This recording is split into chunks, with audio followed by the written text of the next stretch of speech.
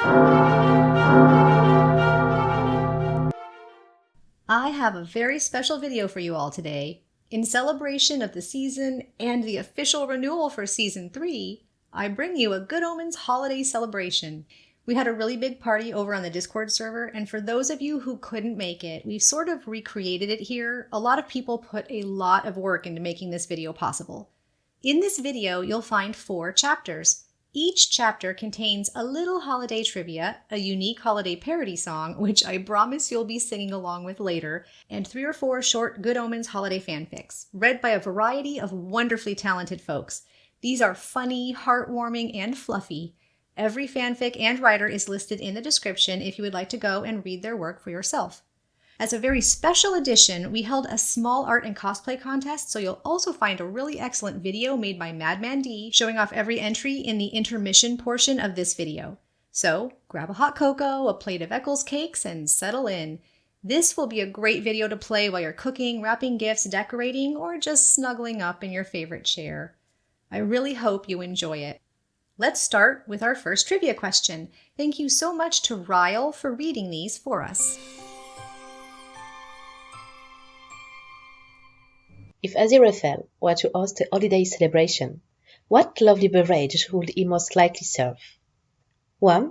Châteauneuf-du-Pape. 2. Courvoisier Succession JS. 3. Vercel Vin jaune d'Arbois.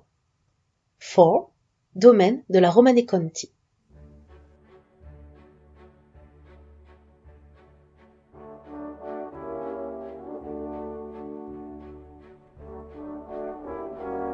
The correct answer is 1.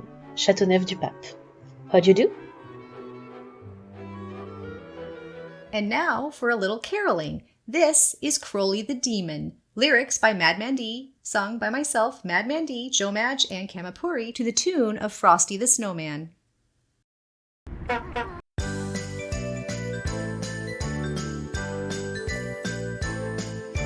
Crowley the Demon was an angel long ago, with a pair of wings and a halo too, so much joy he'd often show. Crowley the Demon now has lots of angst and pain. He's cared so much it became a crutch, and his joy began to wane. There must have been some laudanum in that big tall glass he drank, for when he placed it to his lips, he grew tall, but first he shrank. Crowley the Demon has such a tortured soul, with a heart of gold and a spirit bold, he just can't escape his role. Thumpity thump thump, thumpity thump thump, look at those 2 go. Thumpity thump thump, thumpity thump thump, no one has to know. Aziraphale the angel was as good as he could be. He's collected books and thwarted crooks, and enjoys a cup or tea. Aziraphale the angel knew that God was wrong that day. Said the kids are new, I promise you, and he felt he'd gone astray. By the sea they sat all day, discussing what went down. Aziraphale was scared as hell. Crowley told him, don't you frown. Crowley the Demon tried to tell Aziraphale. He said, don't you fret, you sure can bet that isn't how I fell. Thumpity thump thump, thumpity thump thump, look at those 2 go. Thumpity thump thump, thumpity thump thump, no one has to know. I love that song. It's been stuck in my head for a week. Now it's time to settle in and enjoy 3 wonderful fanfics. Hot and Messy, a story by Fientje. Crowley quickly gathered everything he needed in the small kitchen hidden in the back of the bookshop. He didn't have much time. Aziraphale would be gone for just a few minutes to bring some letters to the post office. In the short time, Crowley wanted to make him hot chocolate so the angel could immediately warm up after his walk through the freezing outside. But not just any hot chocolate made with boiling water. No, instead he grabbed a saucepan, filled it with milk and put it on the stove. Next he gathered the pot filled with cocoa powder and the white mug with 2 wings on the side, Aziraphale's favorite.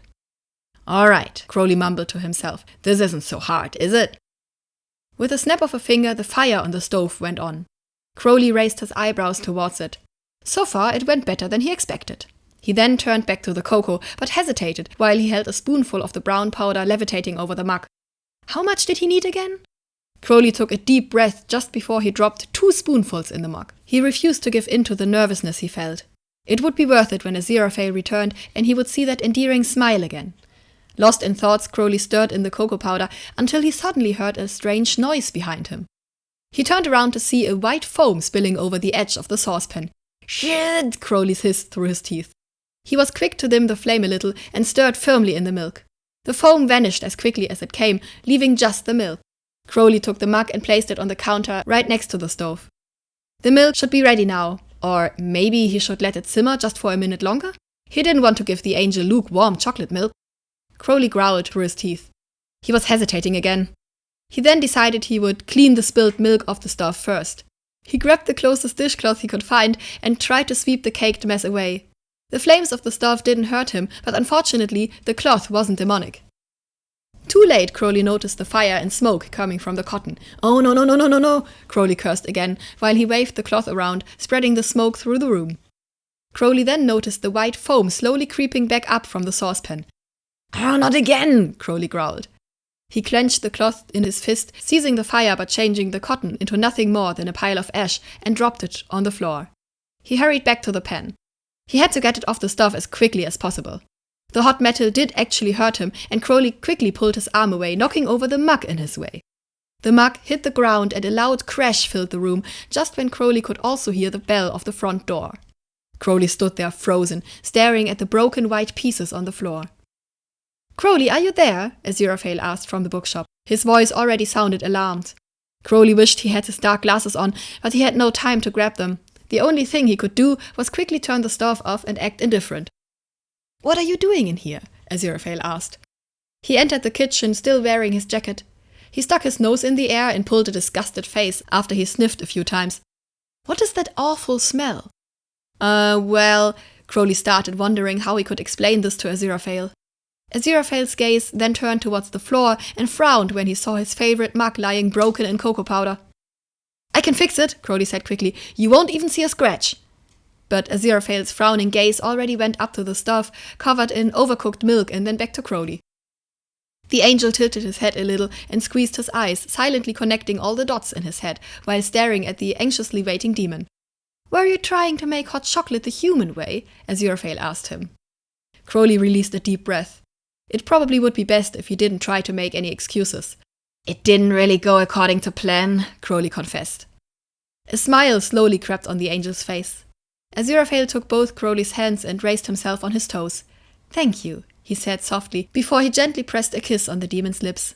Crowley could feel the soft skin of his hands and Aziraphale's cold nose on his flushed cheeks. Too soon Aziraphale parted from him again. The angel smiled shyly at him, gazing up at the baffled stare the demon sent back at him. "But how about we get something to drink at Nina's instead?" Aziraphale suggested after a while. "She might have some apple pie as well." Sure," Crowley said, slowly waking up from his trance. "You go ahead, I will be right with you." With a content smile, Aziraphale left the kitchen. Crowley swiftly cleaned up the kitchen. He put the white angel mug back on the counter, as promised, without a scratch on it. He then walked back to the shop. There he could see his angel already waiting for him at the door with a black jacket and a pair of glasses in his hands. Aziraphale smiled up at him again. The smile that Crowley had wished for to see. The smile that could warm up the coldest day and clear up all the mess in his head. The smile that was specially brewed for him.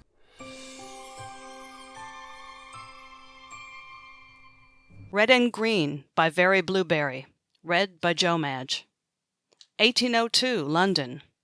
"Absolutely not," Aziraphale said, eyeing the velvety redcoat the demon held before him. "Come on, Angel. It's the perfect disguise." "That's absurd. It's utterly garish." "Exactly. If you're spotted, who would ever suspect it's you?" Aziraphale huffed.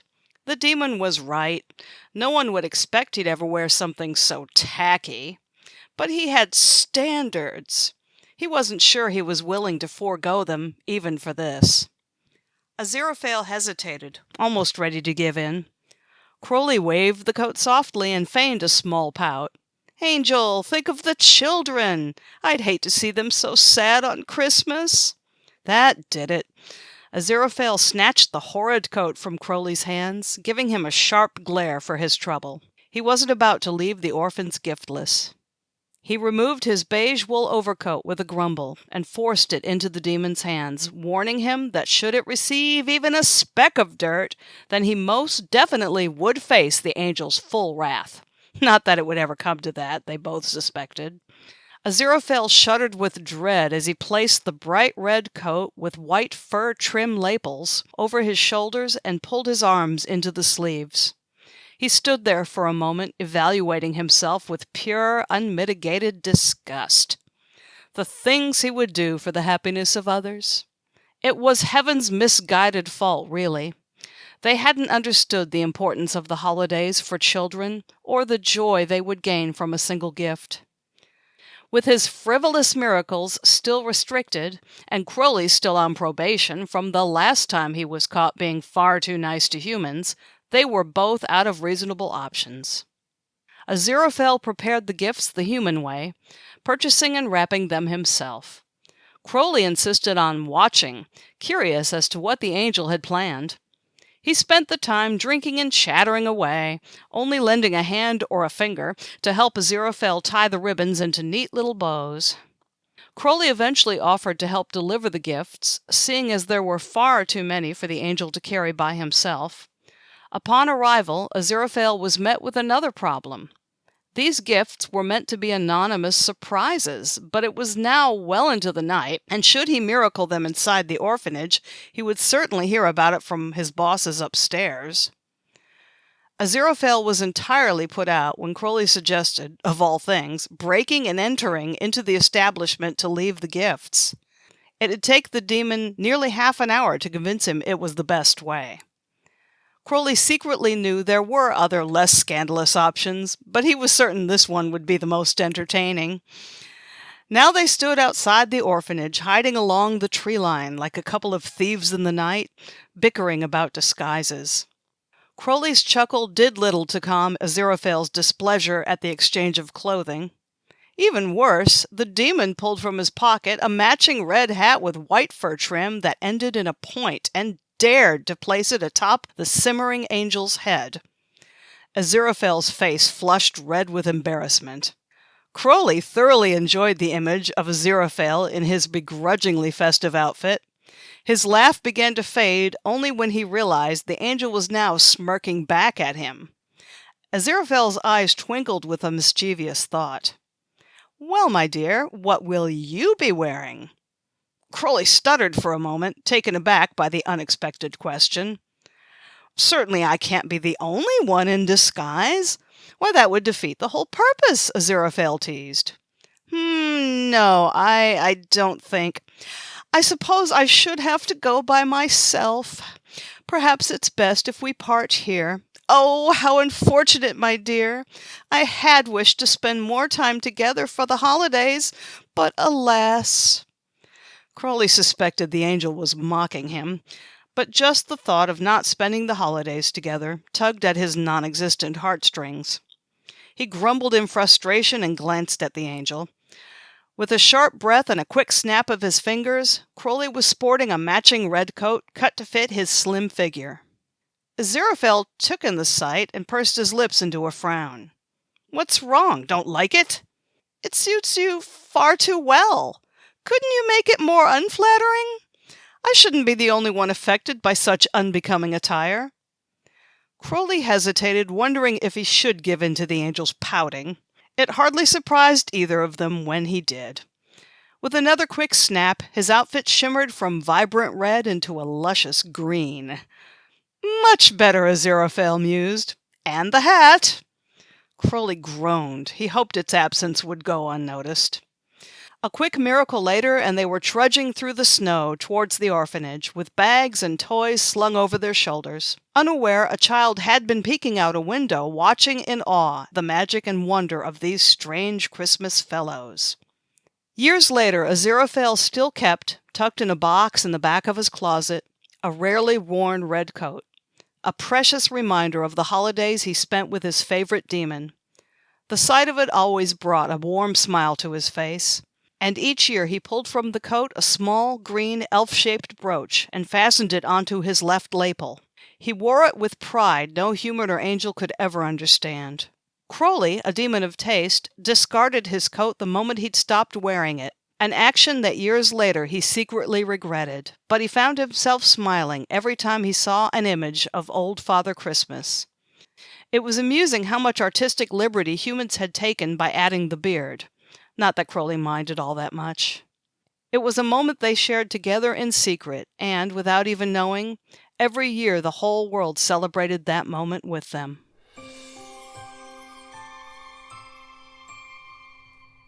To a Quiet Holiday by Penguin. Crowley was in the Bentley, wrapping a present by miracling on different papers. He decided on a red and green tartan print, tied with a red ribbon. Satisfied, he pulled out and headed to the bookshop. The demon had not told Aziraphale he'd lost his flat in the whole ordeal, and was living out of his car. People had left nasty notes about plants being in the car at such cold weather. Little did they know that the interior was always kept at the perfect climate for them. Just checking. So 7 o'clock then. Thank you, said Aziraphale, hanging up. The front bells jangled over the soft Christmas jazz as the demon entered the shop. Merry Christmas, Angel. Thank you, and a Merry Christmas to you. I like what you've added. The demon admired the evergreen garland above, each compass point marked with a red bow. The artificial tree below was stunning, seeming to glow from within, as well as slow, random sparkles of light on the red and gold ornaments. The angel knew that Crowley disliked the chopping down of trees only to be used as interior decor, then discarded a month later. Humans. Find new traditions, people, he would mutter every year. I'm glad you like it. Would you care for some wine from the special occasions stash? Love some. Crowley pulled off his glasses and laid them on the low table. Aziraphale handed a glass to the demon, now sprawled in one of the armchairs. A toast to the peaceful holiday? Yes, I could get behind that, said Crowley, clinking glasses with his. They talked for a bit, the angel frequently glancing at the grandfather clock. Somewhere you need to be, Angel? No, I'm just expecting someone. I see. Crowley's expression changed a fraction. He didn't know there would be other company. You should open your gift, he said, handing over a flat box. The wrapping is lovely. You do know what sort of things I like, Aziraphale said, setting to unwrapping. He gasped as he pulled back the last bit of crepe paper. Inside lay a matching bright yellow opalescent desk set, including a fountain pen, pencil, letter opener, and magnifying glass, all with gold hardware. He held up the pen to the light and marveled at the way it played on what seemed to be layers of silky pieces within. Oh, Crowley, he breathed. They're gorgeous. Crowley was smiling at him. The local artist who turned these said the material's called crushed velvet. It's from here in England. How appropriately named, Aziraphale said, as he examined each piece's uniqueness. I adore this color. Thank you. A knocking sound made Aziraphale jump. He looked at the clock. 7 on the dot. Perfect timing. He hurried to the door. The demon craned his neck to see who was joining them as he slipped his glasses back on. They wore a black tuxedo, white gloves, and were carrying a polished wooden box by a handle. Right this way, the angel said, leading them to where Crowley sat. They placed the box upright on the table and undid the latches to reveal a tall, black velvet bag, nestled into soft foam. They pulled it out and took a step towards the demon.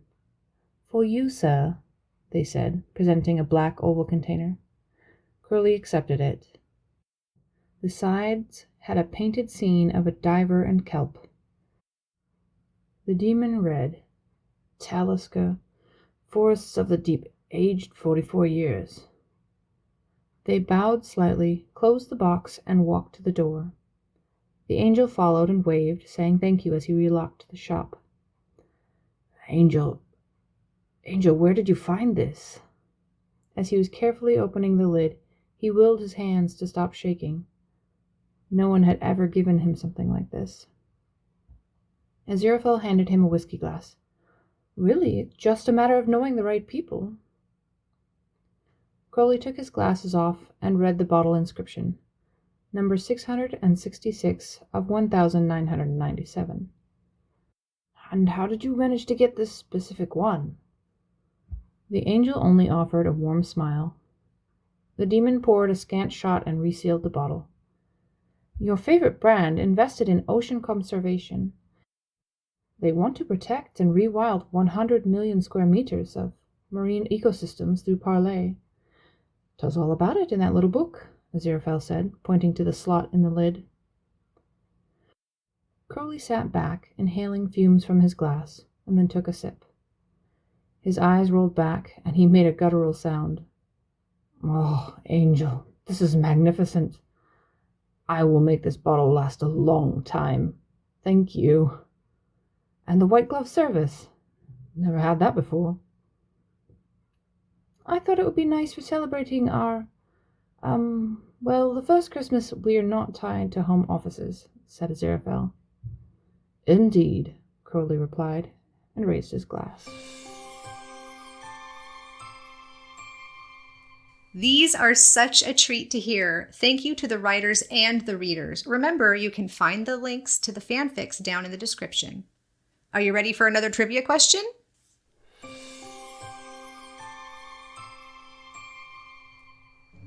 At Aziraphale's holiday party, there will be sandwiches, little tiny diners, and 1. Crudité, 2. Charcuterie, 3. Vol au vent, 4. Petit four.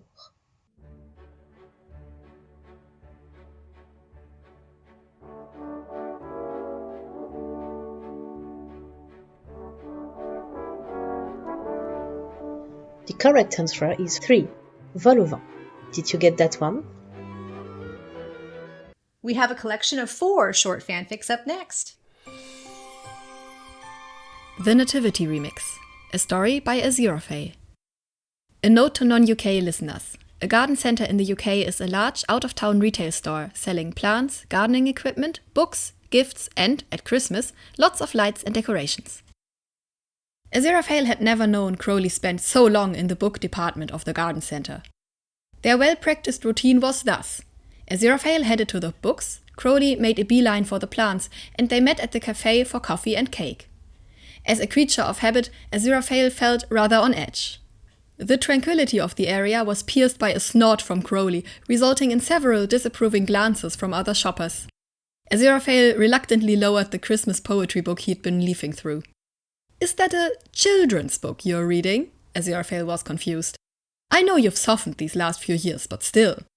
"I haven't softened," Crowley hissed, less snake-like and more mildly irritated cat. It was the best he could do nowadays.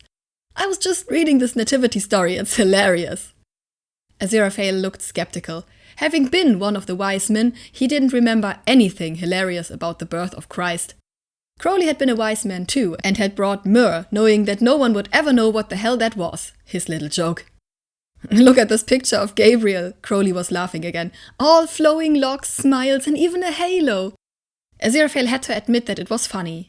Gabriel was depicted in this simple cartoon image as a cheerful, innocent angel with flowing blonde hair and golden wings underneath the title, "Angel Gabriel Arrives." Crowley pointed to the caption, clearly amused. Poor Mary, imagine her shock when he turned up. You'd be better off having an aardvark to assist you with childbirth.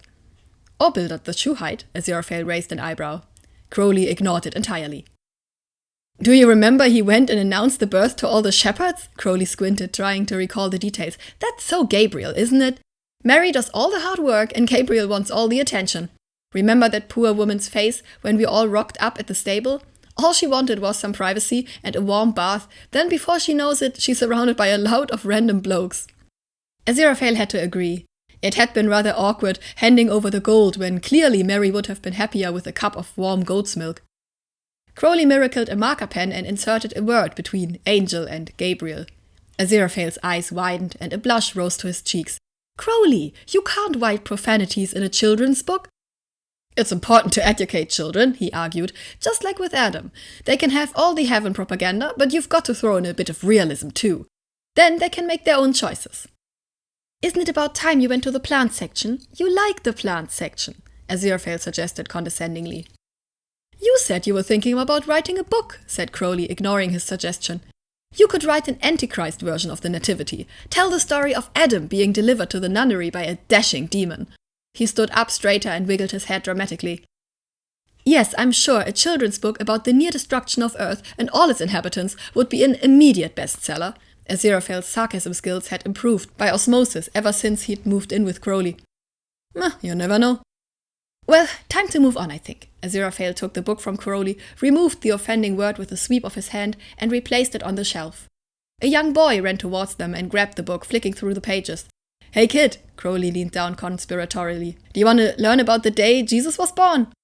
Before he could respond, Aziraphale placed hands either side of Crowley's waist and steered him away, keen to avoid getting banned from another garden center.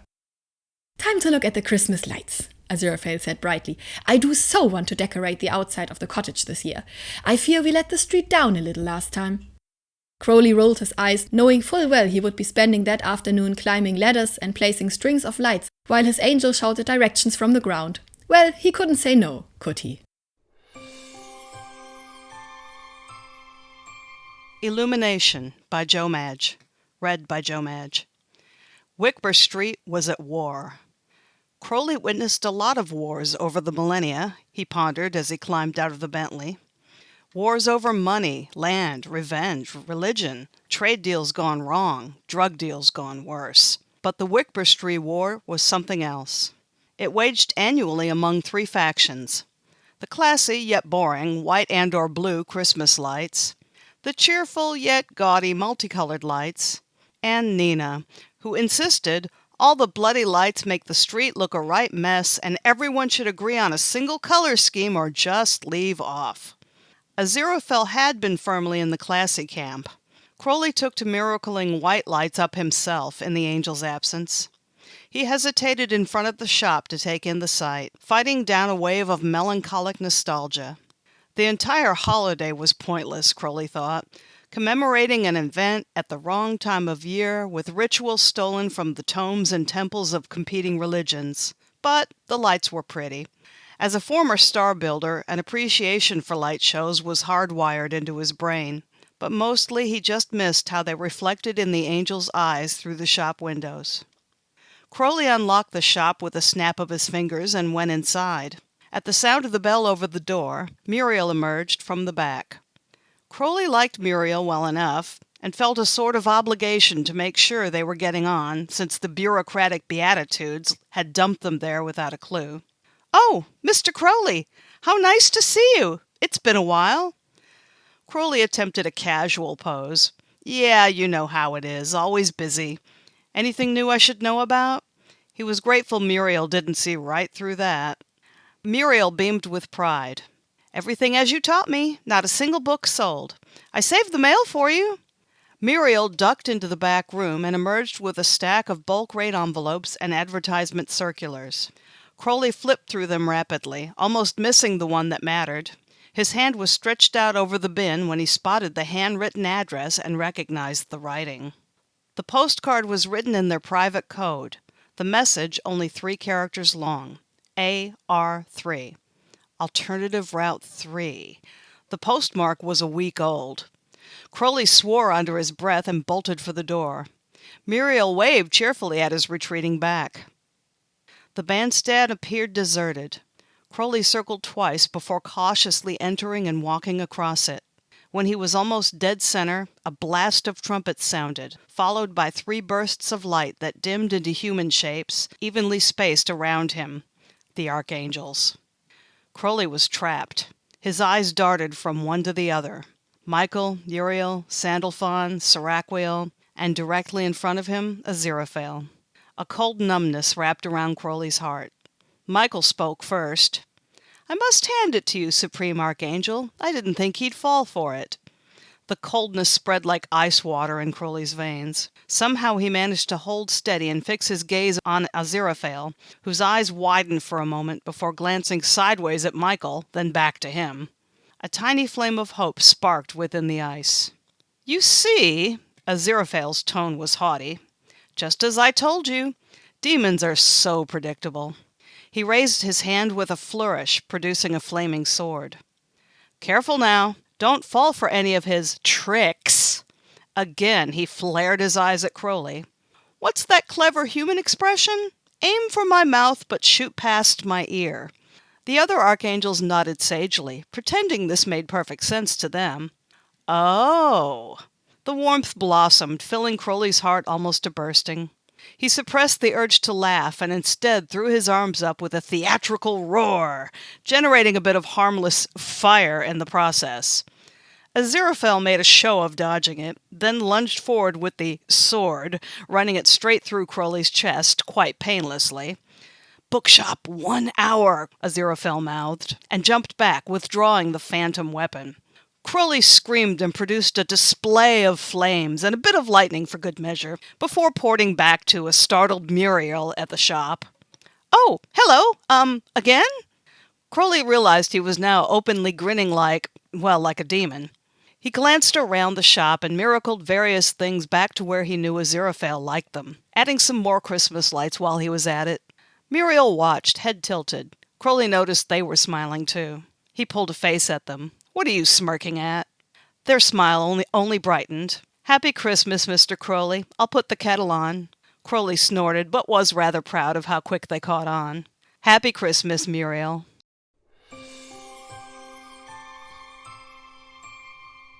Christmas, Human Style, by Lilit. "What's all this, then, Aziraphale?"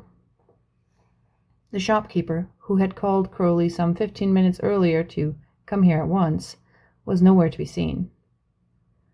The demon carefully made his way through endless piles of shiny Christmas ornaments, faux candles, and the occasional dreidels scattered carelessly all around the floor.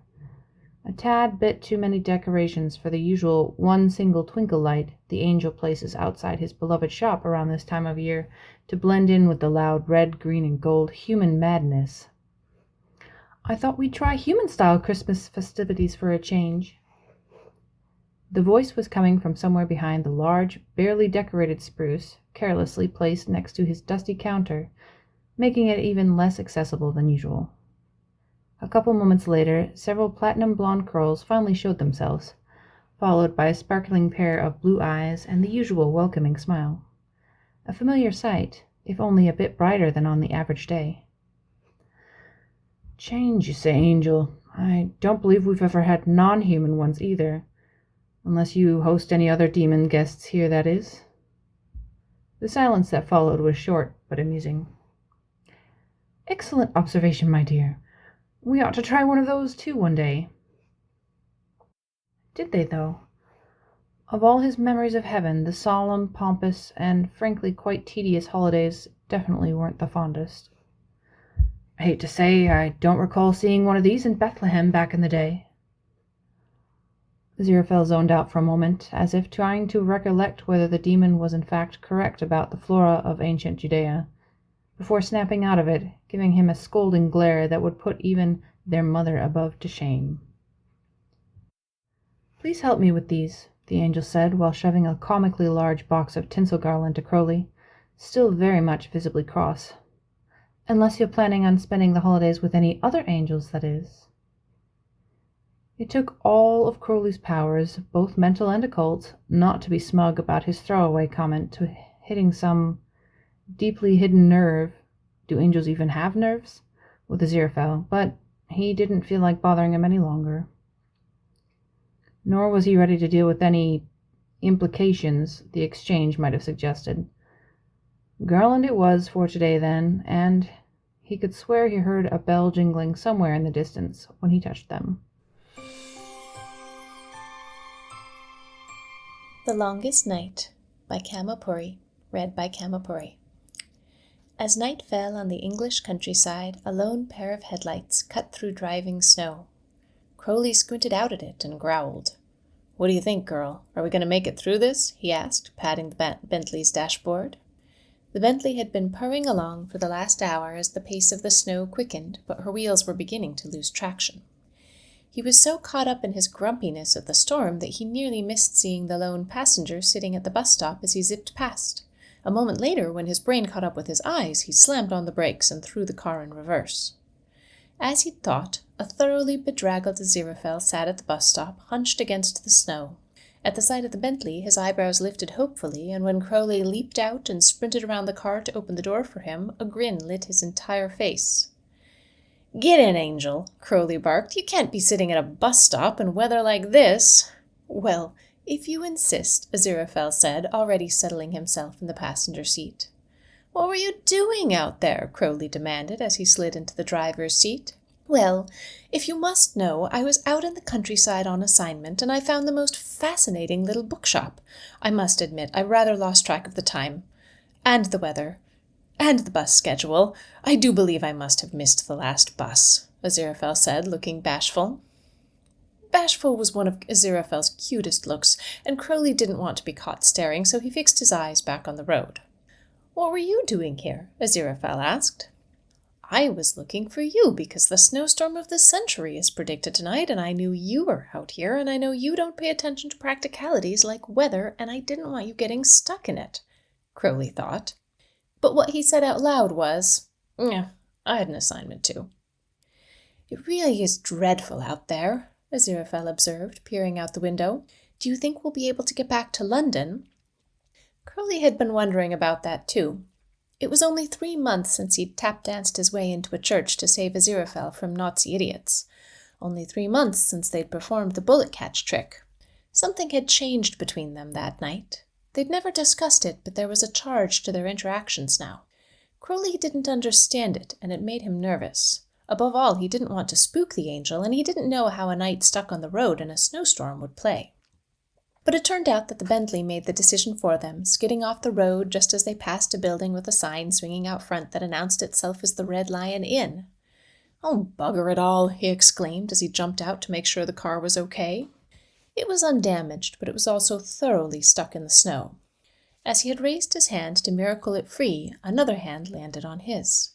He turned to see Aziraphale, very close, and felt a blush creeping up his neck. "I think we can leave it till morning, don't you?" Aziraphale said, nodding to the Bentley. "It would be a terribly difficult drive for you in this weather, and we've landed in such a perfect place. An inn! What providence!" Crowley wasn't sure what he thought about providence, but he worked his shoulders and then nodded. "Yeah, all right. We can see if they have a place for us to wait this out." They met the innkeeper at the door. "Ah, hello, gents. You've arrived just in time. I was about to lock up. Didn't think anyone would be out in this weather." "Well, we were trying to get back to London, but we're rather stuck," Aziraphale said, gesturing to the Bentley. "Oh, yeah, I see. Bad luck, that. Well, come in," he said, holding the door for them. They entered into a cave-like room with a roaring fire. Tables hugged the walls and a sofa stood, welcoming, in front of the fire. "The rooms are full, but you're welcome to spend the night in the common room here if you like," said the innkeeper. "Oh, that would be lovely. Thank you so much," Aziraphale beamed at the man as Crowley's stomach did a little somersault. "I was just about to head up to bed after I locked up. Solstice, you know. Longest night of the year, and with this snowstorm, no one is coming or going. I thought I'd get a little extra rest. Anything I can do for you before I head up?" the innkeeper asked. "No, we'll be fine. Thank you again," said Aziraphale. As the innkeeper's steps receded up the stairs, Aziraphale took off his coat and shook the snow out of his hair, chuckling softly. Do you know what this reminds me of? He asked. What's that? Crowley asked. That night in Job's basement, marooned by a storm, Aziraphale said, smiling with a far-off look in his eyes. He snapped his fingers, summoning a fine bottle of wine and 2 glasses onto a nearby table. He filled the 2 glasses and then plumped down onto the sofa. "Ah, that's better," he purred, and then called over his shoulder. "Coming?" "I don't know. Do you think we should?" Crowley stammered. "Like the innkeep said, it's the longest night of the year, and there's a driving snowstorm outside. No one upstairs or down is going to come looking for us tonight. We're snowed in, they're snowed out. We might as well get comfortable," Aziraphale said. Firelight glowed through the angel's hair and turned his skin rosy. "Comfortable. Yeah," Crowley repeated. And as he stood looking at the easy way that Aziraphale rested on the couch, he made a decision. He slowly raised his hand and removed his glasses before joining Aziraphale on the sofa. The angel held his gaze a beat longer than usual before handing over a glass of wine. "Cheers," he said, holding his glass up, "to the longest night of the year." "Cheers," Crowley said, reflecting that even the longest night of the year could feel bright when shared with the right company.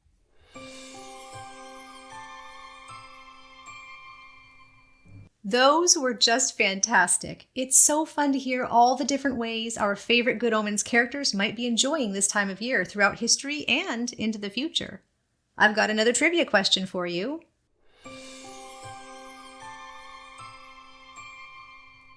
During lockdown, Aziraphale discovered he had a wall shelf full of vintage cookbooks. What dessert did he bake which required him to miracle in cherries? 1. Croquembouche. 2. Schwarzwälder Kirschtorte. 3. Clafoutis. 4. Heckles cakes.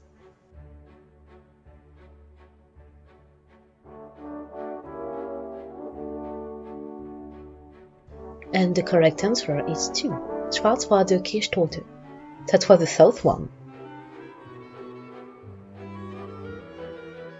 Let's have a little middle of the video intermission. If you're up from the screen and just enjoying listening, I suggest you come watch this for just a few minutes while we show off some really amazing Good Omens holiday art. Every one of these is a winner.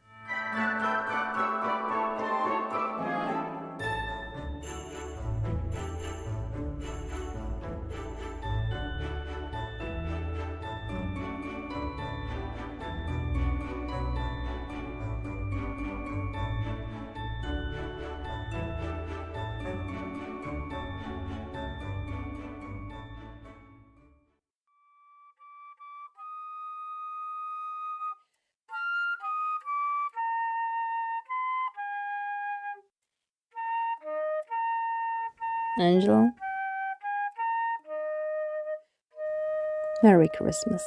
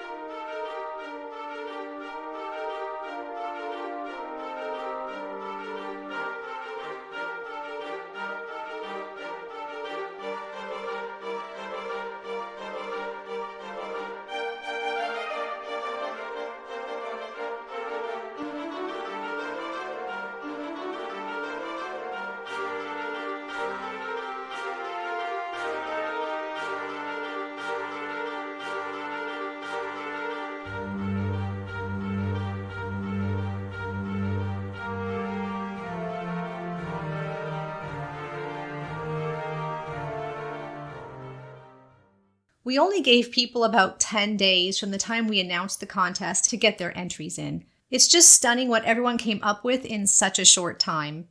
Oh, looks like it's time for another trivia question. Besides being the residence of the Antichrist, Tadfield also spotted this interesting phenomenon. 1. It has snowed on Christmas Eve for 11 years in a row. 2. Small dogs dislike being picked up by cranky people. 3. Pepper never gets the presents she asks for. 4. All of the above.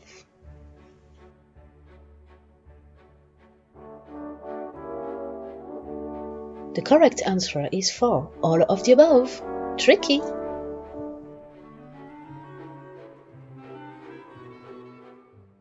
These questions just make me hope for some sort of holiday special during the wait for Season 3. Wouldn't that be amazing?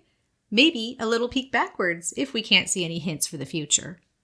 Speaking of holiday specials, here's the 12 Days of Good Omens sung to the 12 Days of Christmas. Try and sing along, but be warned, it gets hilariously difficult near the end.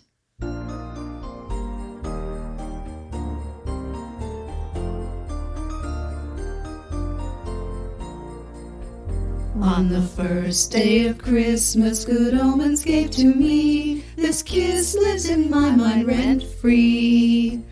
On the second day of Christmas, good omens gave to me 2 yellow eyes, and this kiss lives in my mind rent-free.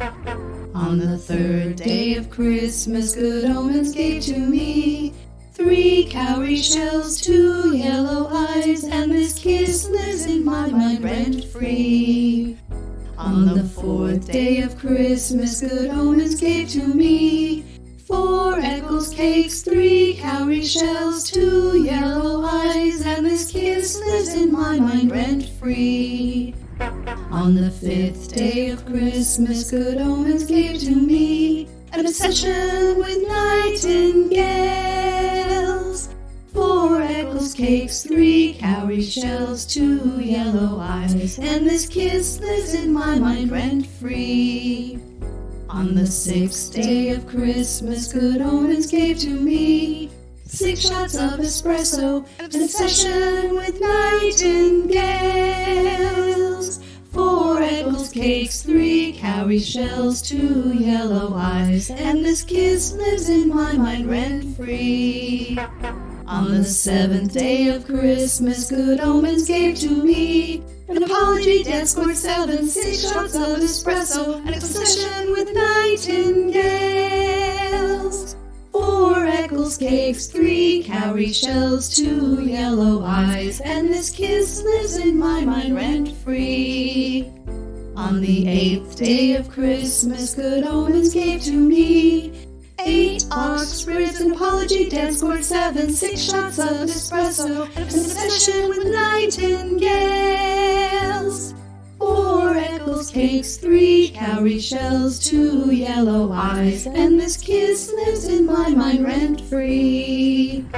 On the 9th day of Christmas, good omens gave to me 9 best of Queen songs, 8 ox ribs, an apology dance scored 7, 6 shots of espresso, an obsession with nightingales.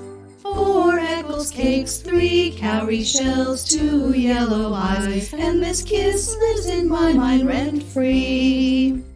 On the 10th day of Christmas, good omens gave to me 10 merchants dancing, 9 best of Queen songs, 8 ox ribs, an apology dance for 7, 6 shots of espresso, an obsession with nightingales. 4 Eccles cakes, 3 cowrie shells, 2 yellow eyes, and this kiss lives in my mind rent-free. On the 11th day of Christmas, good omens gave to me 11 avocados, 10 merchants dancing, 9 best of Queen songs, 8 ox ribs, an apology dance scored 7, 6 shots of espresso, an obsession with nightingales. 4 Eccles cakes, 3 cowrie shells, 2 yellow eyes, and this kiss lives in my mind rent-free.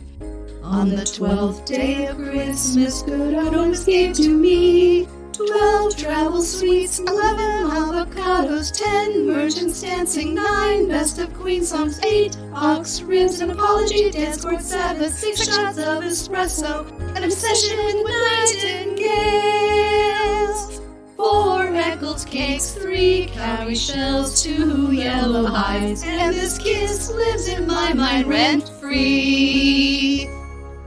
Hoo-ha. Oh, okay.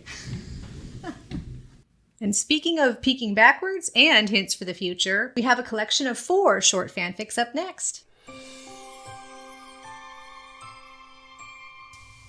Dirty Santa Comes to Whickber Street, a Good Omens fanfic by RCReveal. The winter holiday lights were lit on Whickber Street with boughs of holly and decorative paintings brightening the shop windows. Even Nina had gotten into the mood this year with the encouragement of Muriel and Maggie. The business day was finally done, and Nina was closing up her shop after running off the last flustered customer in need of an espresso before an exciting evening of desperate last-minute shopping. Heading over to the bookshop, she thought about having an important discussion with her friends. Letting herself into the bookshop carrying the now day-old pastries, Nina smelled the tea and mulled cider already made. Mr. Fell, who had been looking out for her, took the pastry box with a murmur of thanks and a twinkle in his eye. Now he'd pulled down the old blackout blinds from the Blitz and locked the door, so any desperate last-minute shoppers would just have to find another shop. They were done for the night. Throwing herself into a comfortable chair, Nina looked over the group that still had the slightly harried look of holiday shop owners everywhere and announced, "All right, we need to get this sorted now. Are we or are we not going to exchange gifts this season, and exactly how are we going to do it?" Nina demanded. The demon Eric raised his hand shyly. "What are gifts?" "They're a minefield," replied Nina sharply. Maggie broke in, "They're a lovely expression of your love and caring for another person," with a warm, remembering smile. Sometimes they're an obligation to give to a powerful personage, and if you get it wrong." Crowley made a face that made Eric think of many discorporations past.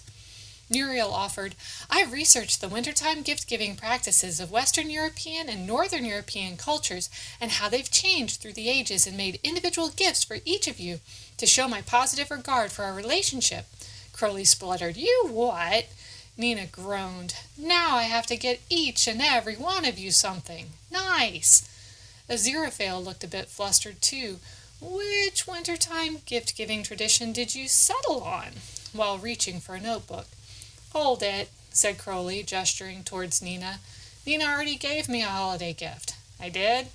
Nina replied, "Sure. You promised to be my support buddy for a dry January. Don't tell me you're backing out," Crowley pointed at her. "But that's not a gift," said Nina. "An annoyingly perfect, difficult to obtain, and almost out of my budget material item is a gift."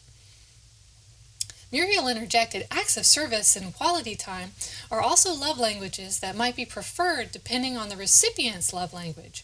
Crowley raised his mug of mulled cider and winked lasciviously at Nina. "You nailed my love language. I hate stuff on shelves." "Can I still give you the things I made?" asked Muriel shyly. "I'm really looking forward to seeing how you like them. My research showed that people are often conflicted about receiving gifts, especially if it's not something they particularly want, and I hope that I got it right." Maggie patted Muriel's hand and looked meaningfully at the others. "I'd love to accept your gift, Muriel," which set off a shower of nods and shrugs. Maggie, who apparently of the whole group has had a pleasant history of gift exchanges, offers, "Have any of you just had a fun time with a silly low-stakes gift exchange?" and looks around amazed at 5 other beings shaking their heads no. "Okay. Would you try a gift-giving game I heard about from a record dealer I work with in Nashville, Tennessee? It sounds like fun. It's called Dirty Santa." Maggie started. "Oh, I'm down with dirty," grinned Crowley. Nina said, "Keep talking," while Aziraphale looked skeptical. "And what exactly makes this gift exchange dirty?" Maggie smiles warmly. "The dirty part is that we get the option to steal presents from each other.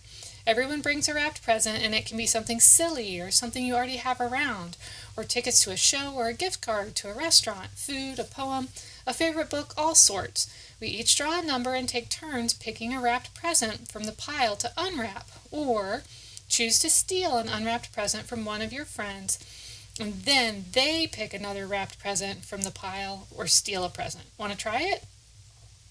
Eric raised his hand. So I could bring almost anything or tickets or something that I think someone in the group might like? Exactly. And we put a price limit on the value of the gift so nobody is overburdened. Maggie looked around into faces that looked more intrigued than anxious. What do you think? How about 2 days from now so no one overthinks it too much? Same time? Looking around, everyone agreed to give it a try. Peals of laughter, showers of wrapping paper, mock tussles, and cries of, "Oh no, you didn't," rang out over their first dirty Santa. Each of them enjoyed themselves, and the company of their friends was the best gift of all. Happy holidays, Good Omens fans! And if you'd like to hear about the gift exchange, you can check out this story on Archive of Our Own or Tumblr at RCReveal. Thanks. A Holiday Drink by Sandra, Ulbrich, Almazan, read by Camapuri. Aziraphale wrapped his tartan scarf around his neck. "Are you certain you don't want to attend the Christmas Eve service, Crowley?" "Do ducks swim?" Crowley didn't look up from his phone. "Just because I can enter a church now without burning my feet doesn't mean I enjoy it." "But the sun did something amazing when he freed us to form a neutral alignment," Aziraphale said. "We owe him thanks." "My relationship with him is a little more complicated than that." Since before the beginning the offspring had treated them both like pawns in an incomprehensible chess game, things might be good now, but Crowley literally had to go through hell first. To distract Aziraphale, Crowley walked him to the door of the bookshop where he kissed him. "That'll keep you warm until you return," he murmured. Aziraphale gazed at him as if he was reconsidering attending the service, but he caressed Crowley's cheek and said, "I'll be back soon," and left. As Crowley was fetching a wine-glass, someone with a supernatural presence knocked on the door. "You have got to be kidding me," he said to the ceiling. The knock came again. Crowley settled his spectacles firmly in place before opening the door. Jesus stood there holding a book and a bottle of wine. "Show off," Crowley said. "Always have to be one step ahead of me, don't you?" "Several steps, actually. May I come in?" Crowley opened the door wider and, with a sardonic but courtly bow, ushered the offspring inside. Jesus made his way to the back room with the ease of someone who'd been here before. He appropriated Aziraphale's seat at the desk. The angel was going to be beside himself when Crowley told him about this meeting later. Crowley polished Aziraphale's best wine glasses while Jesus opened the bottle. "I know you were supposed to be tempting me while we were engaged in our 40-day bar crawl," he said, "but it was one of the best parts of my time on Earth." He poured the wine and passed Crowley a glass. Crowley inhaled the aroma. There it was again, the bitter, weak wine humans used to drink 2,000 years ago before they bred sweeter grapes. Crowley had first learned to drink it straight, but he'd soon adopted the human methods to make wine more palatable. Dilute it with water, add honey, and infuse with cinnamon, nutmeg, and cloves. Of course, when your drinking partner was literally divine and had practiced transforming beverages, such steps weren't truly necessary. "You made the best wine I've ever had." Crowley raised his glass. "To the anniversary of your corporation, even if it actually happened in April and not December." Jesus nodded in acknowledgement. Crowley took a small sip and searched his memory for a match. "Pompeii?" "Well done." They did have some of the best vineyards of the time. They spent a few minutes savoring the wine and reminiscing about all the places they'd visited. "Too bad Az isn't here," Crowley said as he drained the final drop from his glass. "The rest of that is for him." Jesus gestured at the bottle. "Consider the book a gift for the both of you. It's got the answer to a question you two haven't asked yet." Crowley groaned. Of course there was more to this visit than a friendly drink. "Do you always have to be so ineffable?" Jesus smiled as enigmatically as if he was the Mona Lisa.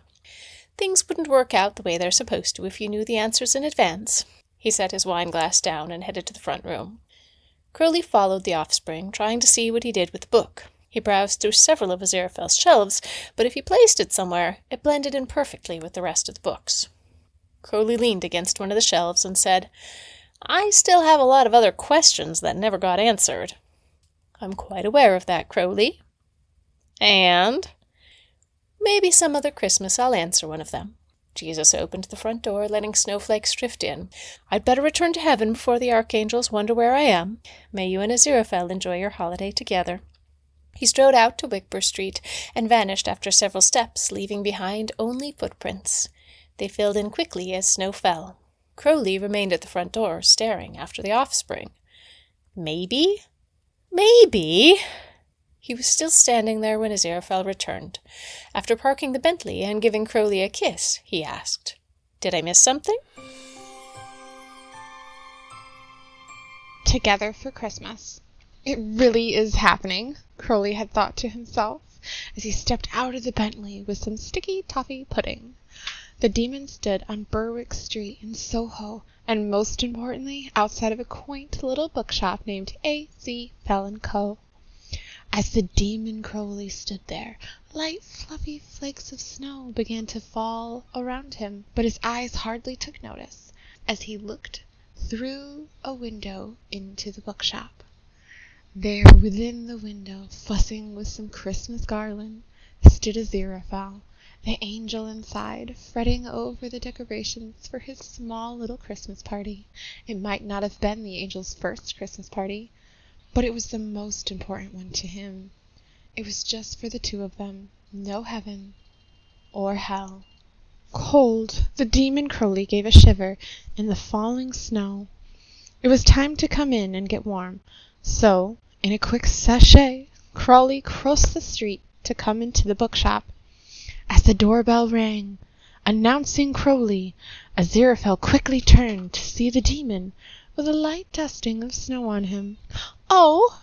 the angel squeaked, rushing over to dust the snow away, soft hands fluttering around the demon, ever so delicately brushing the snow from his shoulders and hair. "There, that's much better, darling," Aziraphale said, brushing the last bit from Crowley's hair, beaming at his work. "Is it coming down hard?"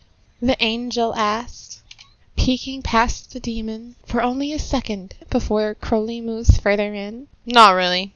It's cozy in here," Crowley says, handing to Aziraphale the sticky toffee pudding. "Merry Christmas, Aziraphale," Crowley says, taking his sunglasses off to look the other in the face. The two may have seemed to be gazing into one another's eyes, but really, Aziraphale was miracling away the sticky toffee pudding he had picked up this morning. After all, to the angel, no other cake would be as good as the one his dear Crowley had given to him. "Thank you. Merry Christmas, Crowley. I did get something for you as well. It is in your chair, by the fire," the angel said, motioning Crowley to come in. Slinking over to his favorite chair, there he saw a hosta plant, with a ribbon on a simple green pot. "That's very nice, angel," he said, picking up the pot to better inspect the plant. "I know it is for you, but I thought it could give you something here to do sometimes. After all, the bookshop could use a little green, and your plants are so lovely," the angel said, causing the other to get a light blush at the compliment. However, Crowley's plants only did so well because he put the fear of himself into them. "Find some place nice for it, would you, dear? I will fetch us a drink and plates." Crowley did just that, looking around before setting it on a bookshelf near a window. "You're going to stay here and grow well in this shop, or you'll end up in the Bentley, and another plant will replace you," the demon whispered to the plant. Nearly skipping, Aziraphale came back into the room, finding himself a seat, setting the serving tray he brought with him on the stand between them. 2 glasses of wine, 2 plates of Crowley's sticky toffee pudding, and a nice fine tawny port to pair with. There they sat, simply enjoying one another, their first real Christmas together. No heaven, no hell. Crowley drinking away while Aziraphale ate, both in pure bliss on this fine Christmas Eve night. Under the Watchful Eyes of an Angel by Greenathena. London, 1857, Christmas Eve. Aziraphale sat comfortably in his bookshop, listening to a group of carolers just outside his window. A light dusting of snow had fallen earlier in the day, but the clouds had long since passed, and the night sky was pricked with stars, harder to see now than they had been in millennia past, when nights were dark and vast and unspoiled with the illumination of gas streetlights. Aziraphale quite liked gas streetlights and the neighborhoods they brightened, full of life and joy and humanity. He sighed and sipped his cocoa. Aziraphale had always looked forward to Christmas, but recent holiday seasons had been bittersweet at best. This year would mark the 30th anniversary of the last time he'd seen Crowley, when the demon had been quicksanded down to hell as punishment for setting a young grave robber on the straight and narrow. For a while after Crowley's disappearance, Aziraphale had glanced up expectantly every time he'd heard the bell ring over the bookshop door. But as years rolled by and Crowley didn't return, Aziraphale had stopped harboring hope, and before he knew it, decades had passed without the demon darkening his doorstep. Crowley would be back eventually, Aziraphale knew. He always came back. But it had been centuries since they had gone this long without seeing one another, and Crowley's absence left a gnawing void that Aziraphale did his best to ignore. A knock on the door roused the angel from his reminiscence. "Just a moment." Aziraphale arranged his face into a pleasant expression to receive his visitor, probably another shopkeeper popping in for a holiday tipple. He would offer them a sherry, wish them a happy Christmas, and send them on their way. But when he opened the door, his mouth went slack, and he blinked rapidly, his knees nearly buckling under him. "Hello, Angel," Crowley beamed. "Crowley?" Aziraphale exclaimed, no other words or thoughts able to make their way to his mouth. Just Crowley. Crowley! He was here! He was back! Aziraphale's hands fluttered in front of him as a smile lit his entire face. He stepped aside out of the doorway so Crowley could come inside out of the cold. It was only then that he noticed that the demon was leaning heavily on a snake-handled cane, and that his angular face was far more gaunt and pale than Aziraphale had ever seen it. "My dear, is everything all right?" Crowley edged past him and paused to take a steadying breath. "Angel, why is there a tree in your bookshop?" "What?" Aziraphale asked distractedly. He noticed that Crowley's steps were stiff and deliberate, not the slithering serpentine movements Aziraphale was accustomed to seeing. "Tree? Oh, the Christmas tree, yes." He ushered the demon to the Chesterfield sofa he'd recently acquired and eased him onto the soft cushions. "Can I get you anything?"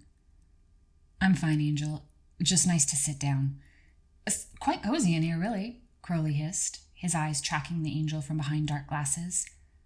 Aziraphale pulled his desk chair close and sat down across from his dearest hereditary enemy.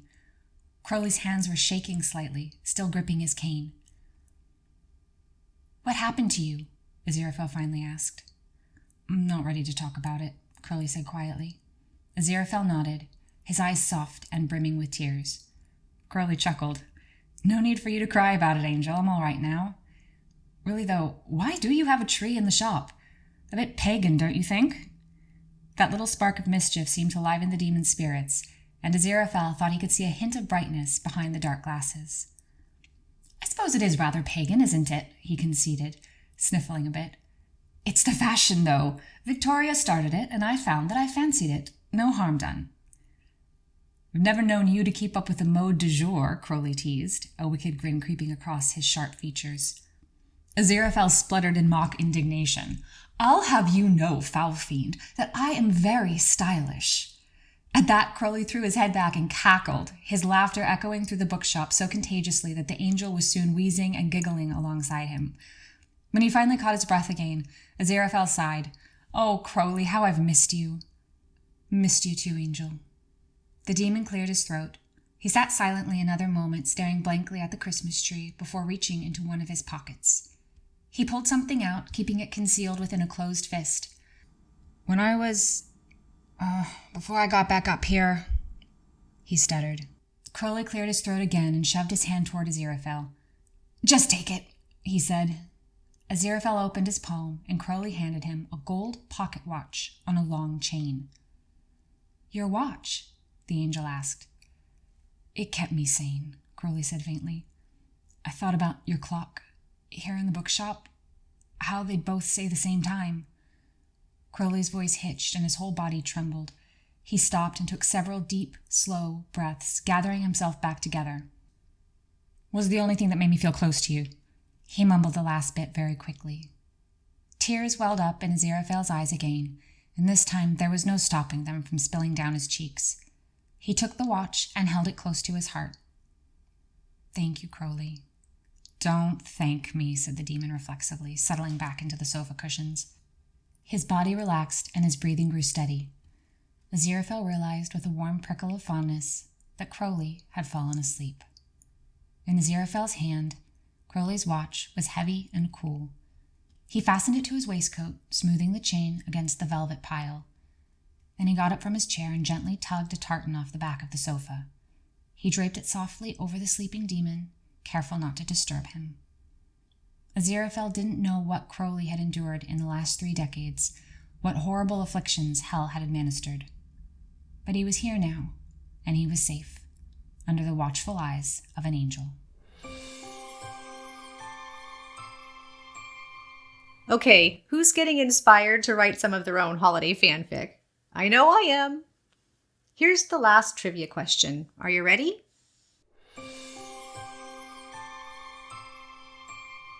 The Nice and Accurate Prophecies of Agnes Nutter, which was published by Bilton and Skeggs in September 1655, just in the time for the Christmas trade.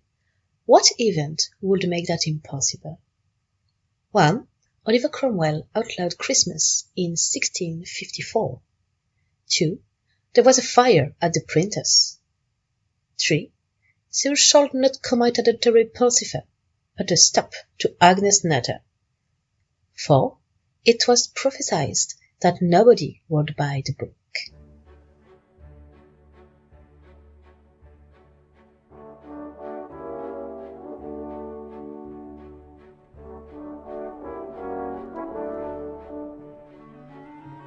And the correct answer is 1. Oliver Cromwell outlawed Christmas in 1654. Any story buffs out, they surely knew that one. Our final parody carol is a wish for all of us. Happily, we got the wish for renewal, but it's still going to be a long wait for Season 3.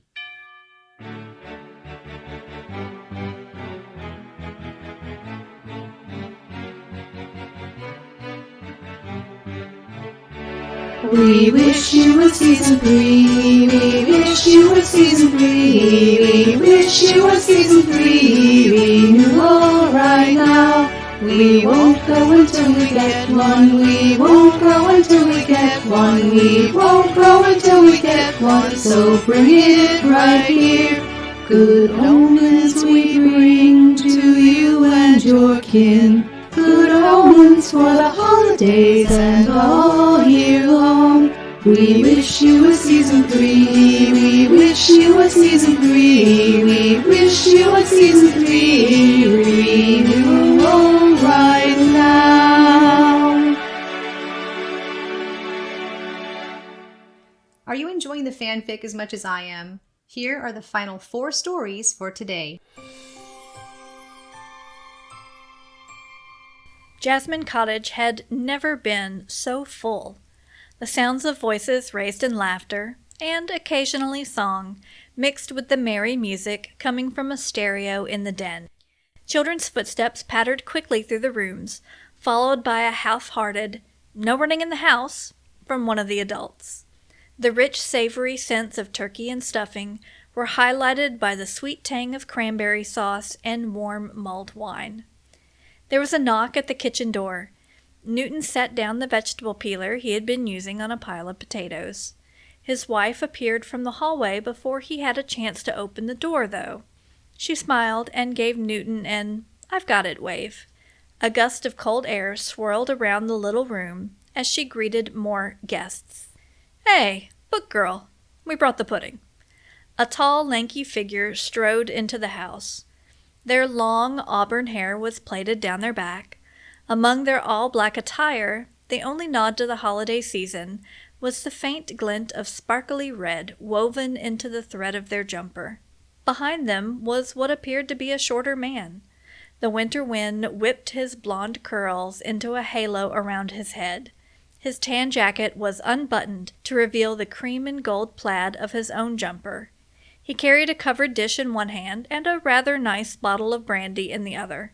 He shook his head at Crowley's grand entrance, then turned a fond smile to the day's hostess. "Anathema, how lovely to see you. It was such a nice surprise to receive your invitation. Thank you for thinking of us." The kitchen quickly warmed again once the door was closed.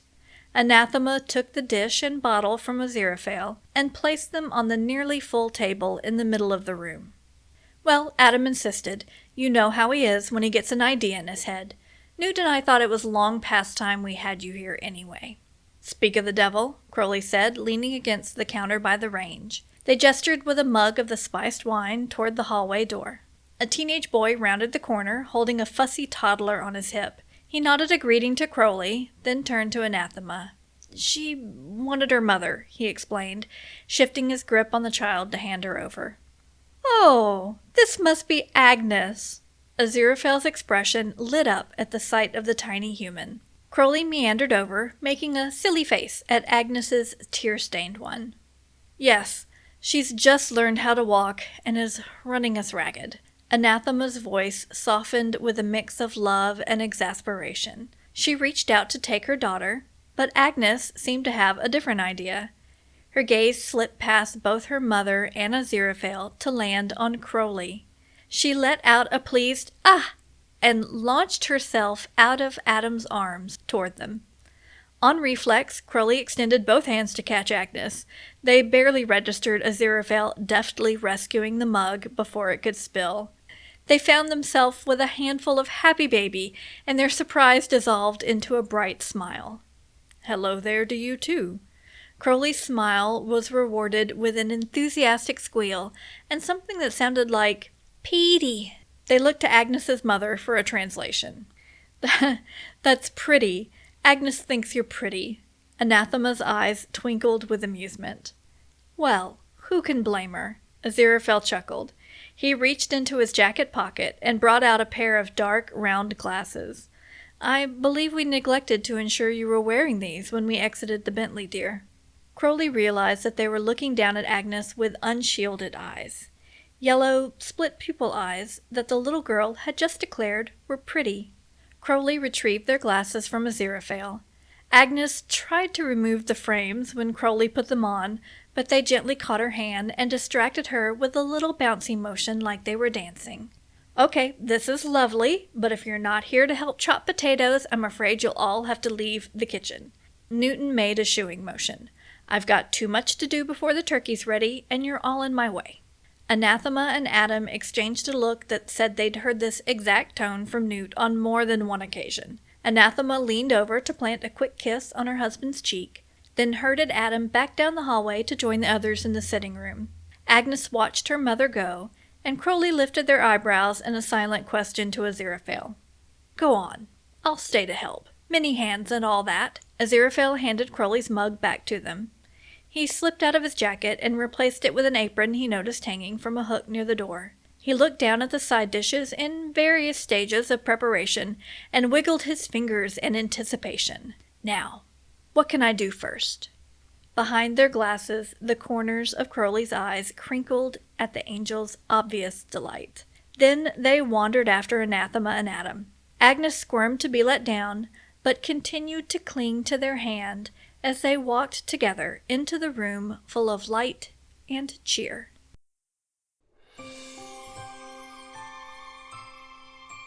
Stars or Angels by Skyflyerr. Twinkling lights dazzled the small cottage. The tree was much too large, but Aziraphale insisted. Always one for grandeur he was. It currently took up Crowley's favorite brooding spot, but he didn't mind too much after seeing his angel practically glow from the excitement of it all.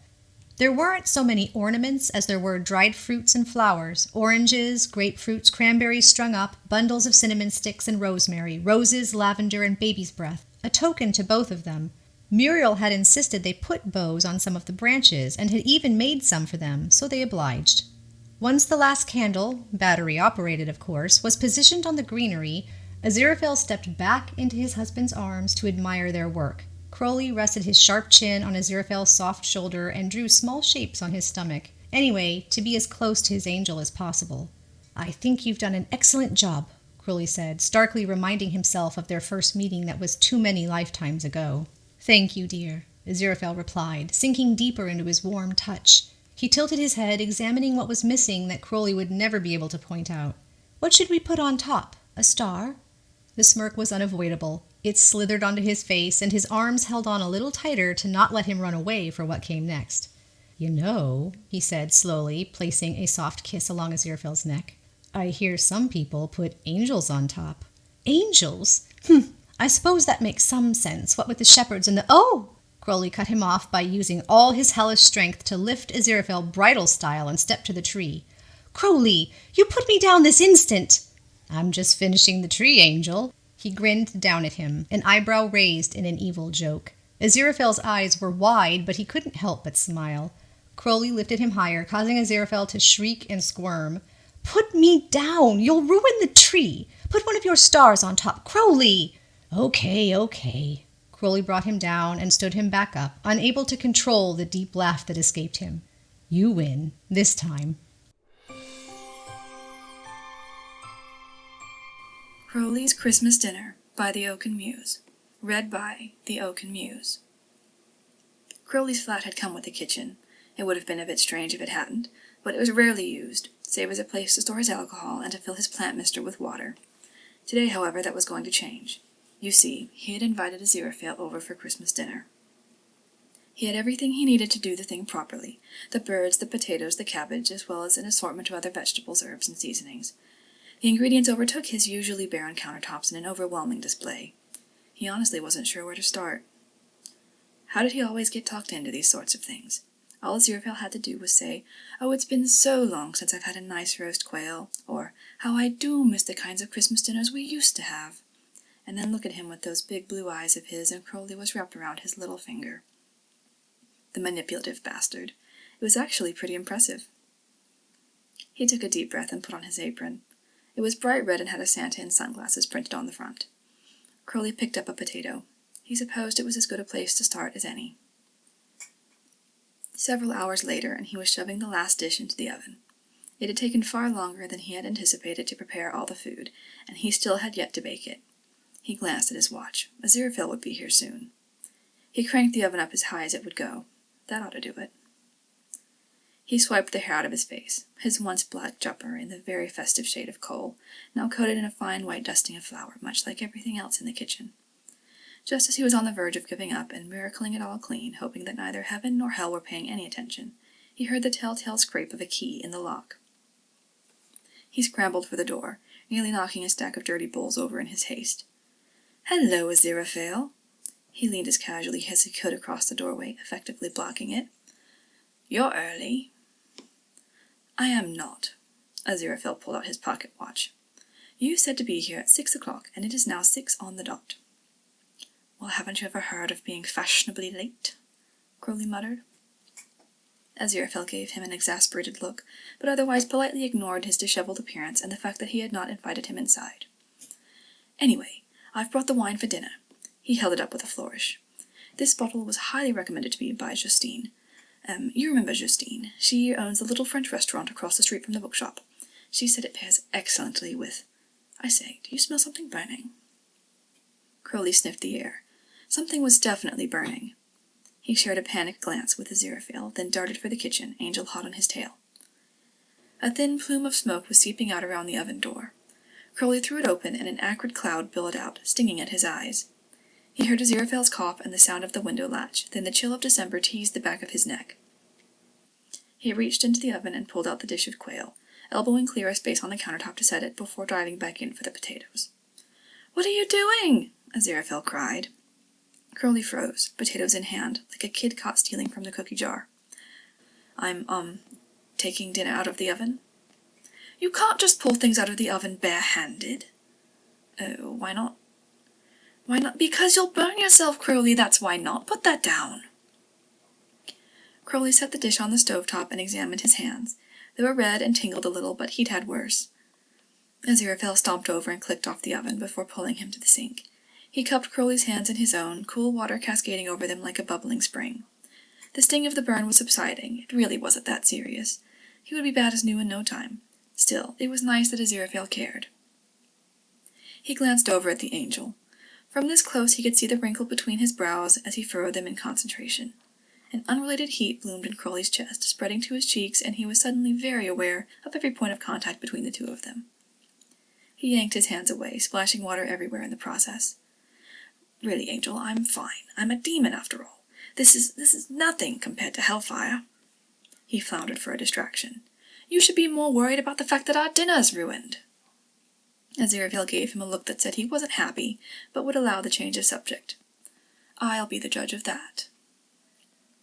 Crowley hovered nervously, peering over Aziraphale's shoulder as he poked, prodded, and hummed over the food.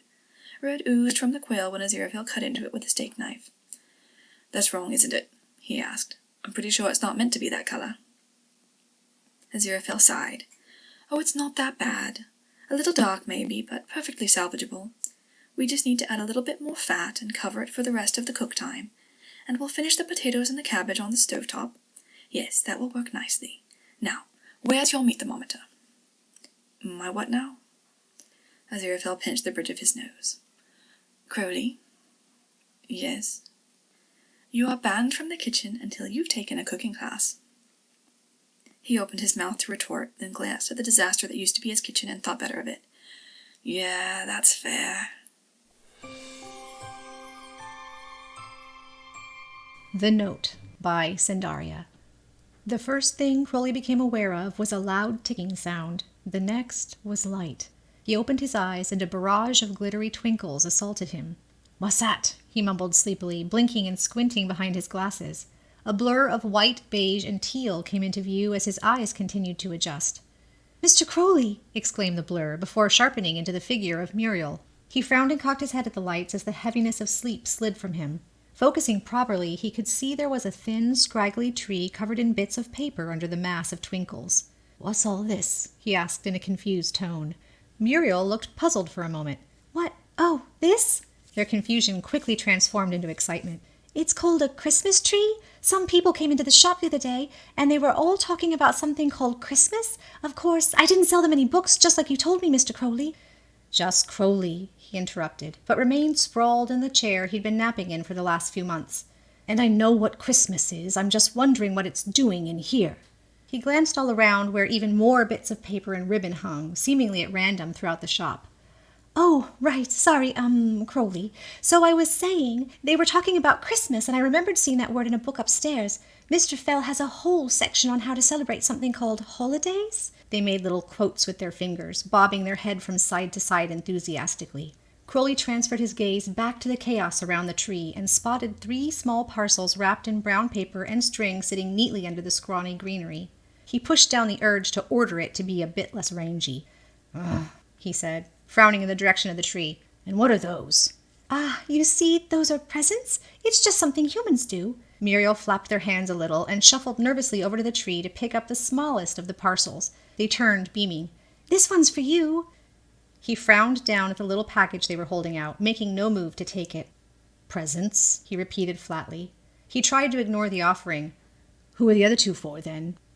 They continued holding out the package, wiggling a little. Yes, well, those are for Maggie and Nina, because they've been ever so nice to me while you were... The smile vanished for an instant. Resting, they finished quickly, giving him a worried look. Then the smile was back, as if it had never left. And I thought this present might help cheer you up. They bent over a little and set it carefully on his lap when he continued to make no move to take it. They took a hesitant step back, then hurried off to one of the back rooms. He frowned down at the package in confusion. A moment later, Muriel returned with a glass of wine and a steaming cup of tea. They held the wineglass out to him, a hopeful expression on their face. Just woke up, he half protested, but accepted the wine nonetheless. You don't drink tea, he commented as they sat in a chair opposite him. No, but I do like to look at it, and do you know, it has a lovely smell. They closed their eyes, their smile becoming more relaxed as they inhaled the steam. Then they opened their eyes again and gave him a timid, almost expectant look. Well done, he said, but the sarcasm was lost on them. They beamed again and nodded to the package still in his lap. You're supposed to open it? That's what humans do with presents. They open them. He sighed and drained his glass and set it on the side table where Aziraphale used to set his tea. Quickly shutting off that train of thought, he unfolded the brown paper. Muriel sat forward eagerly as a long, thin, knitted scarf rolled out. It was a bright and cheery red with silvery tassels. Well, he tried to organize his thoughts, but they stayed stubbornly scattered. It's a scarf like the one you have, but red. You like red, don't you, Mr. Crowley? They quickly set aside the untouched tea and picked up the scarf, making as if to put it on him. Hey now. He pushed his head further back into the chair and took the scarf back. For a moment he wasn't sure what to do with it, but they were looking at him with pure excitement, just like, no, better not think about that either. With a sigh, he put it over his head, flipped it into a loose knot, then gave them something closer to a grimace than a smile. Muriel was practically glowing with enthusiasm.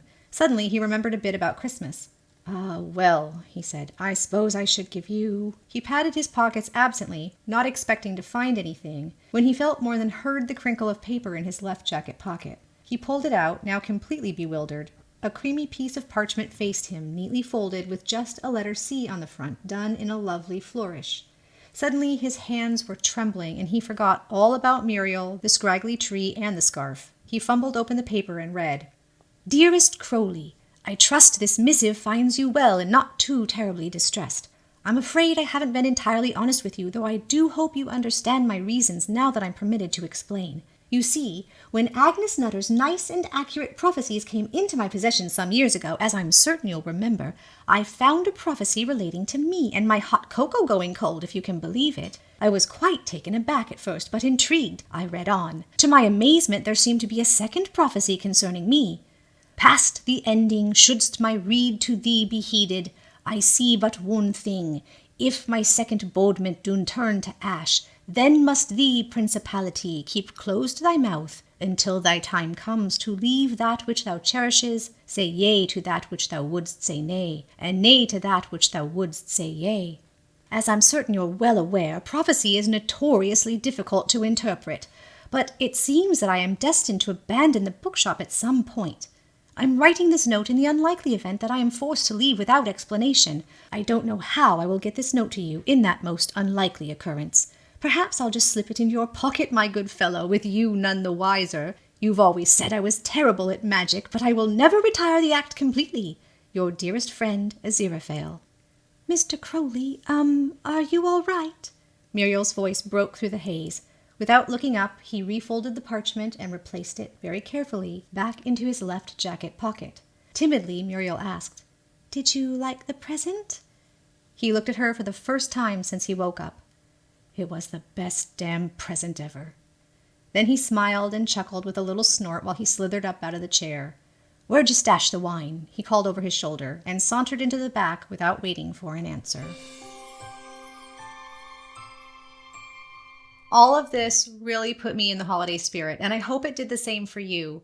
Please remember to check out the links in the description if you'd like to go and read these yourself or share them with your friends and family.